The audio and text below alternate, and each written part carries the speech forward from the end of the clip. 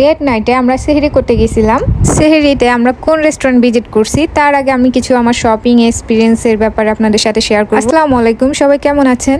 আমার রোজার সময় লেট নাইট শপিং করাটাই খুব ভালো লাগে। আমি আর আমার বোন মিলে সবাই ডিসাইড করলাম যে আমরা লেট নাইটে শপিং করে দেন সেহরিটা ফিনিশ করে আসবো। আমরা গেছিলাম গুলশান 1 আড়ং-এ। এই আড়ং-এ উপরতলায় মেন্স কালেকশন ছিল আর নিচের তলা ফিমেল কালেকশন ছিল। আমি ঘুরে ঘুরে প্রতিটা আউটফিটই দেখতেছিলাম। সত্যি বলতে আমার আড়ং থেকে তেমন কোনো ড্রেস নেওয়া হয় না। আড়ং এর ড্রেস অনুযায়ী প্রাইসটা আমার কাছে খুব হাই লাগে। এই প্রাইস থেকে মনে হয় আমি পাকিস্তানি সুন্দর সুন্দর কালেকশন কিনতে পারবো। আড়ং-এ আমার হোম ডেকোর জিনিসপত্রগুলো অনেক ভালো লাগে। আমি ঘুরে ঘুরে হোম ডেকোর জিনিসগুলো দেখতেছিলাম, অনেক কয়টা পছন্দ হয়েছিল। টাইম ছিল না, আমরা 12:30টার সময় গেছিলাম আর 1টার মধ্যে এই আড়ংটা বন্ধ হয়ে যাবে। আমি এখানে ঘুরে ঘুরে সবকিছু দেখতেছিলাম আর সেখানে আমার আপু তার শপিং করতেছে। এখানে একটা কাপ আমার খুব পছন্দ হয়েছে, মনে হচ্ছিল যে নারিকেল খোসা দিয়ে বানিয়েছে। আড়ং-এ ব্যাগের কালেকশন গুলো আমার খুব ভালো লাগে। আমি ব্যাগ লোক সামলাতে না পেরে আমি একটা ব্যাগ কিনে ফেললাম। আড়ং-এ জুতা কালেকশন গুলো সুন্দর সুন্দর ছিল।